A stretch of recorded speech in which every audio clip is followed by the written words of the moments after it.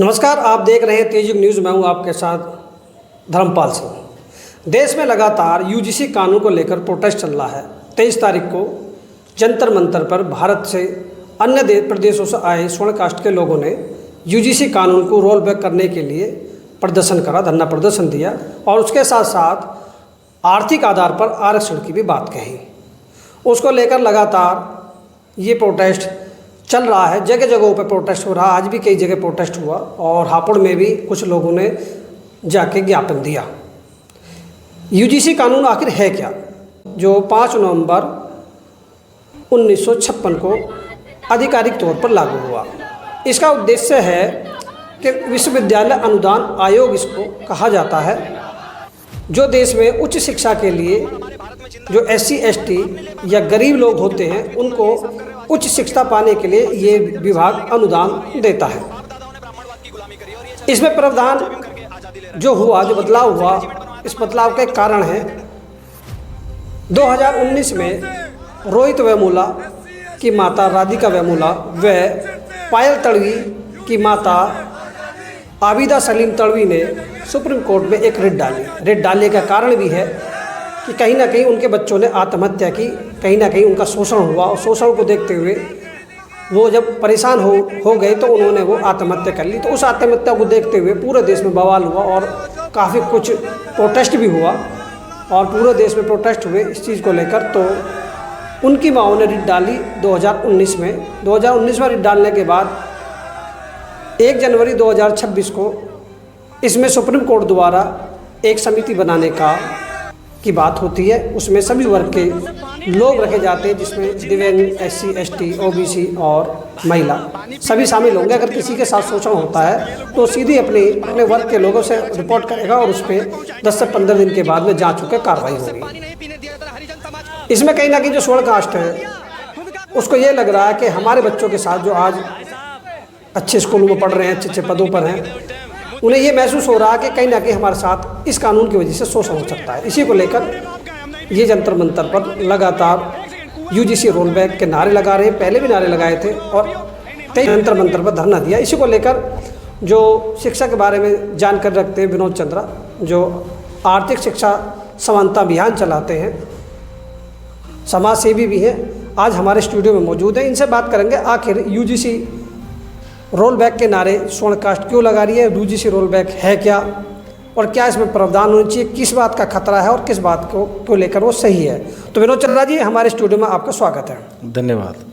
तो सबसे पहला सवाल विनोद चंद्रा जी आपसे ये है, 23 तारीख को स्वर्ण कास्ट में जाकर जंतर मंतर पर धरना दिया और यूजीसी रोल बैक के करने के लिए प्रोटेस्ट करा।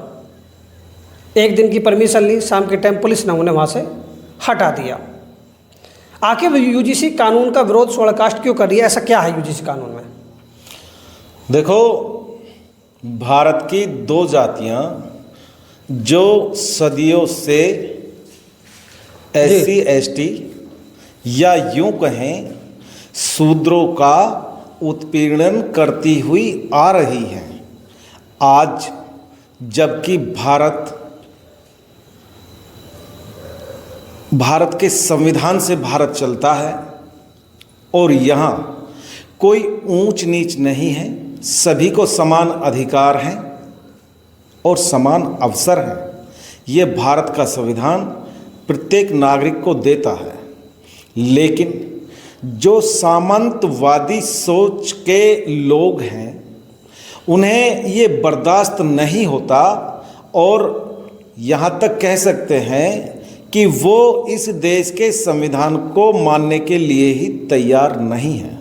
अच्छा, मैं आपसे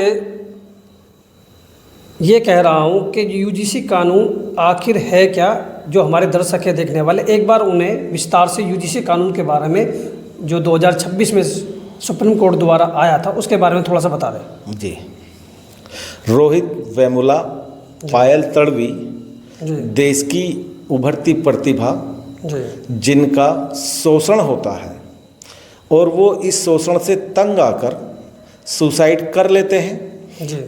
तब उन दोनों की माओ ने सुप्रीम कोर्ट में एक याचिका दायर की कि promotion in high promotion in equality in higher education, जी कि सभी को बराबरी और किसी का उत्पीड़न ना हो, तो सुप्रीम कोर्ट ने 2026 में आकर यह निर्णय सेंट्रल गवर्नमेंट को दिया कि भारत के अंदर जितनी भी यूनिवर्सिटियां हैं उन सभी में एक यूजीसी यूनिवर्सिटी ग्रांट कमीशन लागू किया जाए और एक समिति गठित की जाए जी उन ओबीसी एससी एसटी के छात्रों के हितों की रक्षा करने के लिए कि उनका उत्पीड़न ना हो और कोई अन्य इस उत्पीड़न से आकर कोई सुसाइड ना करे।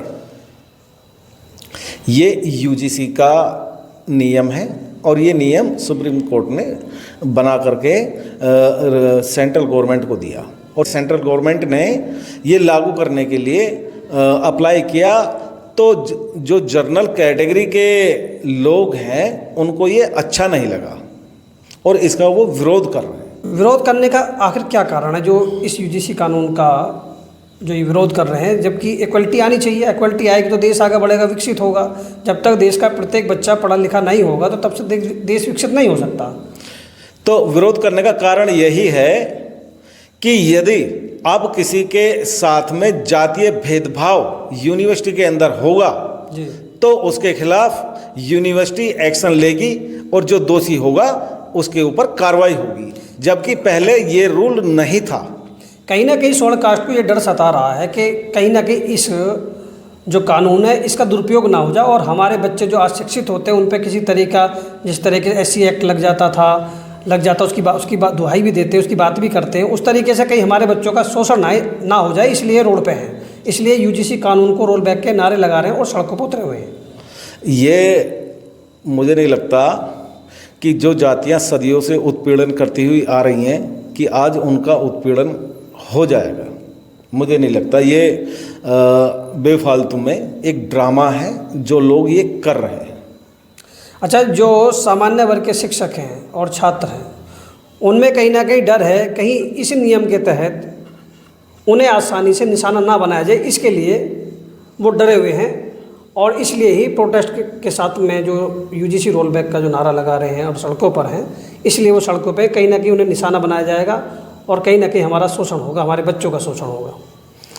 ये गलत सोच रहे हैं और यहाँ तक कि सरकार पर अपना दबाव बनाने के लिए ये सरकार पर दबाव बना रहे हैं।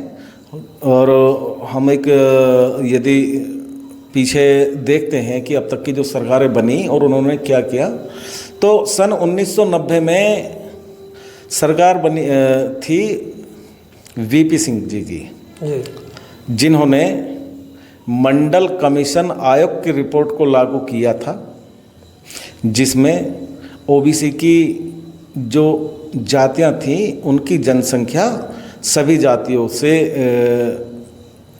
वर्गीकरण में 52% थी। तो ओबीसी जाति 2011 में जनगणना में, हाँ नहीं, जब ये देश बन रहा था और भारत का संविधान बनाया गया था तो जब ओबीसी की जातियों की जनगणना की गई थी तो तब 52% थी, जबकि यदि आज जनगणना कराई जाए तो ये 60 से प्लस जाएगी। 60 से प्लस जाएगी। तो जिसकी जितनी हिस्सेदारी उसकी उतनी भागीदारी, ठीक है ना। तो उस रिजर्वेशन को 52% होना चाहिए था, लेकिन बड़ी मुश्किल से वो 27% लागू हो पाया सेंट्रल गवर्नमेंट की नौकरियों में। और आज हम ये देखते हैं कि देश में लगभग 40 यूनिवर्सिटियां ऐसी हैं जहां ओबीसी वर्ग का ना तो कोई प्रोफेसर है ना कोई वाइस चांसलर है, और अगली जातियों के जो जनरल कैटेगरी हैं वो ये आरोप लगाते हैं कि इन यूजीसी आने के बाद हमारा उत्पीड़न होगा। अरे उत्पीड़न तो आप करते हुए आ रहे हैं जब से संविधान बना है, तब से भी और उससे पहले भी संविधान ने तो आपके हाथ काटे हैं। क्यों? क्योंकि अब देश संविधान से चलेगा, ना कि किसी के बनाए हुए नियमों से। क्या लगता है, अभी एक मांग और भी है कि जो आरक्षण है वो आर्थिक आधार पर होना चाहिए, इसमें इसको आप कैसे देखते हैं, कहाँ तक ये सही है? देखो, पहली बात तो ये कि भारत में दो जातियां ऐसी हैं जो इस देश को देश मानने के लिए तैयार नहीं, और इस देश के संविधान को संविधान मानने के लिए तैयार नहीं है। वो 10% की आबादी, जबकि लाभ भी जो उठाया जा रहा है वो संविधान के द्वारा ही उठाया जा रहा है, लेकिन फिर भी उसे मानने को तैयार नहीं हो। हाँ, इन 10% की आबादी का कोई हक नहीं है और न कोई हक बनता कि ये रिजर्वेशन के ऊपर उंगली उठाएं। क्यों? क्योंकि देश की सबसे ज़्यादा जमीन, धन, संपत्ति इनके पास है। तब एक ओबीसी समाज के नेता, उन्होंने कहा था 100 में 90 शोषित हैं और शोषितों ने ललकारा है, धन धरती पर 90 भाग हमारा है। आज यदि आप कोई सी भी तहसील, जी, जिला, जी, कहीं भी देख लें और ये सर्वे करा लें कि इस विधानसभा में और इस जिले में सबसे ज़्यादा जमीन किसके पास है, संपत्ति किसके पास है, संपत्ति किसके पास है, जी, तो आपको पता चल जाएगा कि रिजर्वेशन की आवश्यकता है या नहीं। क्या लगता है आपको, जिस तरीके से जंतर मंतर पर जाति को लेकर विरोध प्रदर्शन हो रहा है, SC ST OBC के खिलाफ बोला जा रहा है, क्या लगता है कि अगर SC ST, SC तो समझा हुआ है, ST भी थोड़ा सा अभी अनभिज्ञ है, अगर OBC समझ जाता है बात को, तो क्या लगता है जो राजनीति OBC के ऊपर ये सरकारें कर रही हैं या स्वर्ण कास्ट के लोग कर रहे हैं, अगर ये समझ जाता है कि कहीं ना कहीं हमारा ये जो लोग शोषण कर रहे हैं, तो क्या ये राजनीति में इनका प्रभाव बच पाएगा? जिस तरीके से आज के समय में प्रोटेस्ट चल रहा है और ये सीधा सीधा OBC SC ST को टारगेट कर रहे हैं। देखो, हर नशे की एक सीमा होती है जी, उसके बाद वो उतरना शुरू हो जाता है।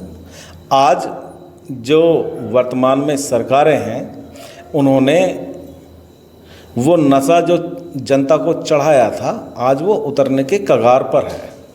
मैंने कहा कि जनरल कास्ट में दो जातियां ऐसी हैं जो OBC SC ST के लोगों को मुसलमान का डर दिखाती हैं और उनका वोट हासिल करती हैं, जबकि सुनने में आता है जात पात की करो विदाई, हिंदू हिंदू भाई भाई। ऐसी ये धीरेन्द्र शास्त्री हैं जो मोदी जी के ने छोटा भाई कहा था, उनका नारा था। उन्होंने हर प्रदेश में जाके हिंदू राष्ट्र बनाने के लिए पैदल यात्रा भी की थी। देखो, हाँ, जो धीरेन्द्र शास्त्री की बात कर रहे हैं आप, आज हम देख रहे हैं और हमने पहले भी देखा है, हिंदू केवल वोट के समय में हिंदू होता है, SC ST OBC जी, उसके बाद हिंदू नहीं होता। हिंदू में जो दो जातियां ऊपर की हैं, वही उनके आरक्षण का विरोध करती हैं। कोई मुसलमान, बौद्ध, पारसी, सिख उनके आरक्षण का विरोध नहीं करते, केवल हिंदू ही उनके आरक्षण का विरोध करते हैं। तो ये SC ST के लोगों को समझ जाना चाहिए कि इनकी मंशा क्या है, और हिंदू राष्ट्र की जो ये मांग कर रहे हैं, उससे क्या लाभ होगा? उससे हिंदू राष्ट्र की जो मांग चल रही है लगातार, उससे क्या लाभ होगा?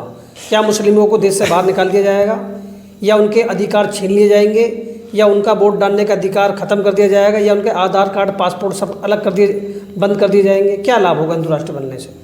देखो, ये हिंदू राष्ट्र की मांग क्यों कर रहे हैं? जी, पहला कारण ये है कि मनु महाराज के रचित ग्रंथ मनुस्मृति, उसमें 4 भागों में हिंदुओं को बांटा। जी, सबसे ऊपर ब्राह्मण, जबकि ब्राह्मण, वैश्य, सबसे ऊपर रखा ब्राह्मण ने अपने आप को, उसके नीचे रखा क्षत्रिय को, उसके बाद वैश्य, उसके बाद शूद्र। सत्ता किसके हाथ में? ब्राह्मणों के। और जो बाबा लोग हैं, 26 जनवरी 1950 को वो लोग जान गए थे कि अब हमारा धार्मिक ग्रंथों से भला होने वाला नहीं है, अब हमें सत्ता में जाना पड़ेगा। जबकि इस देश में बाबा साहब भीमराव अंबेडकर की मूर्तियां अनगिनत लगी हुई हैं जी, और वो एक हाथ का इशारा करके बता रहे हैं SC ST के लोगों को, ये दर्शाया जा रहा है उनकी मूर्तियों के द्वारा कि आपके हक और अधिकार संसद में सुरक्षित हैं और संसद ही आपकी हर समस्या की चाबी है, आपको संसद में जाना चाहिए। लेकिन दुर्भाग्यवश OBC के लोग उधर ना जा करके किसी और दिशा में जाने का काम करते हैं। ये इस देश का दुर्भाग्य है। और जनरल कैटेगरी जो आज विरोध प्रदर्शन कर रही हैं, वो इस बात को भली भांति समझते हैं और उनके लोग सबसे ज़्यादा संसद में हैं। एक सवाल और है मेरा, देश विकसित कब होगा, कैसे होगा? देखो, किसी भी विकसित देश की यदि हम परिभाषा लेते हैं जी, और वहाँ की प्रगति को हम देखते हैं तो वो साइंटिफिक टेम्परामेंट, वैज्ञानिक दृष्टिकोण पर निर्भर करती है, ना कि अंधविश्वास, पाखंड पर।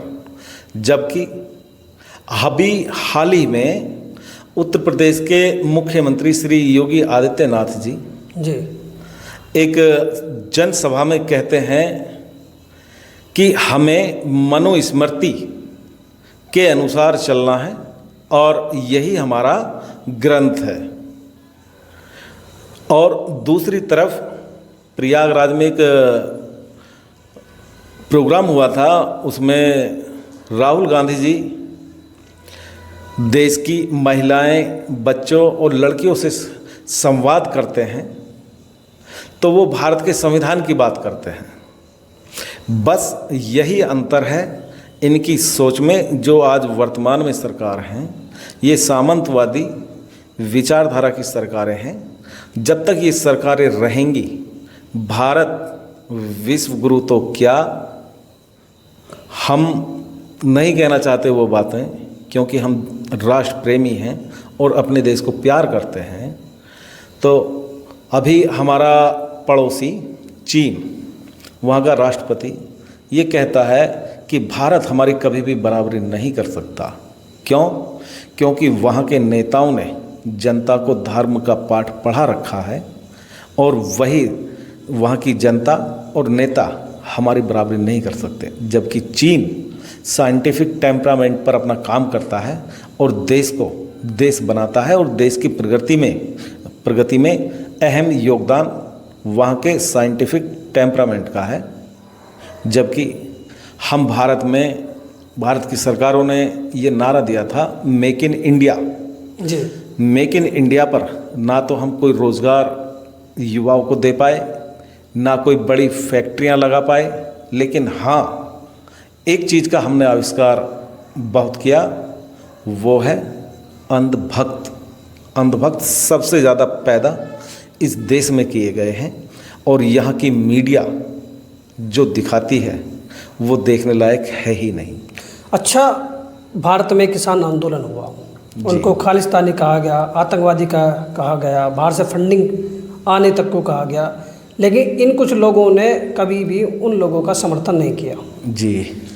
अब जंतर मंतर पे हुआ, तब भी इन लोगों ने उस प्रोटेस्ट, जबकि सभी लोगों का प्रोटेस्ट था और सभी लोगों के ज़्यादातर संविधान को लेकर हाथ में लोगों ने प्रोटेस्ट करा था और सभी जाति वर्ग के लोगों के लिए था, क्योंकि नीट का पेपर हर जाति हर वर्ग के व्यक्ति ने दिया था, जो कहीं ना कहीं आहत था और 20 से 22 के आसपास मौत भी हो चुकी थी जिन्होंने आत्महत्या कर ली। इन लोगों ने जब भी उस प्रोटेस्ट का विरोध करा और उन्हें कहीं कहीं कहा कि फंडिंग पाकिस्तानी, पता ना किस किस नाम से उन लोगों को जो है नाम दिया, उन्होंने पुकारा जी। लेकिन आज ये किसी भी मुद्दे पे बोलने को तैयार नहीं। आज महंगाई है, चीनी इतनी महंगी हो गई है, सोना चांदी, एथनॉल मोटरसाइकिल गाड़ियों में डाला जा रहा है, गाड़ियाँ ख़राब हो रही हैं, हर जगह से कहीं ना कहीं आदमी को सताया जा रहा है, रिचार्ज महंगे हो रहे हैं, बैंक्स इतने सारे बैंक्स थे वो सब मर्ज होते जा रहे हैं, जियो कंपनी, एयरटेल कंपनी, ये बहुत सारी कंपनियां वो सब खत्म होती जा रही हैं, मनमानी तरीके से जनता से पैसा वसूला जा रहा है, लेकिन उस पर कोई भी बोलने को तैयार नहीं है।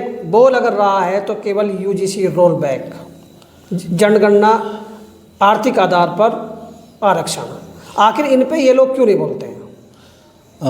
देखो, हमारा पड़ोसी मुल्क है पाकिस्तान। पाकिस्तान में पेट्रोल,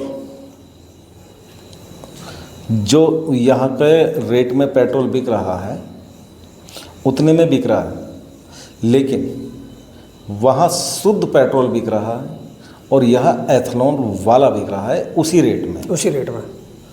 ये अंतर होगा पड़ोसी मुल्क का, पाकिस्तान का, जिसे अंधभक्तों की यदि पाकिस्तान का नाम आ जाए तो छाती चौड़ी हो जाती है, और वही नाम यदि चीन का आ जाए तो वो छाती सुकड़कर छोटी हो जाती है। चीन ने न जाने कितनी ज़मीन भारत के हिस्से की उस पर कब्जा कर लिया। बहुत सारी वीडियोज़ आ रही हैं। भारत की मीडिया, गोदी मीडिया जी, उस पर बोलने को तैयार नहीं है। केवल और केवल, मैं फिर कह रहा हूँ उसी बात को, फिर दोहरा रहा हूँ, वो लाल आंखें नहीं दिखाई जा रही हैं। हाँ, फिर मैं वही बात दोहराता हूँ कि जो भारत की सरकार है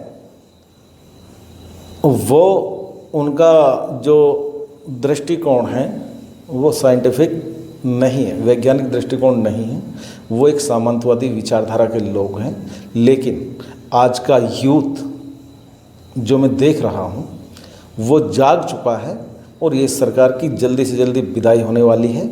और यूथ, जब किसी देश का यूथ जागता है तो वो एक नए देश का निर्माण करता है। सत्ता किसके हाथ में होनी चाहिए? सत्ता युवाओं के हाथ में होनी चाहिए। इन जो पुरानी सोच के लोग हैं जी, इनसे सत्ता ले लेनी चाहिए। जबकि ये कहा जाता है, जितनी हम मेरी एज है और जितनी आपकी एज है जी, हम भारत का वर्तमान है, और इससे ऊपर के जो लोग हैं वो भारत का वर्तमान नहीं है, वो भूतकाल है। और जैसा जेन जी ने अभी दिखाया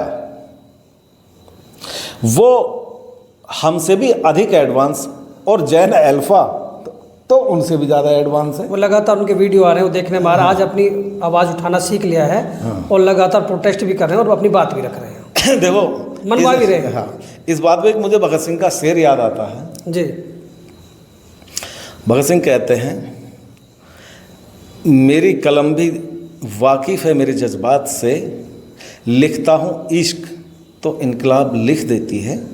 तो आज के युवाओं को मैं ये जो भगत सिंह ने शेर कहा था उसे समर्पित करता हूँ कि आस केवल आप हो और इस आस में हम आपके साथ हैं। तो चंद्रा जी, आपका हमारे स्टूडियो में आए, आपका बहुत बहुत धन्यवाद। और इन्हीं सब शब्दों को लेकर, इन सब बातों को लेकर आज का प्रोग्राम यही ख़त्म करते हैं।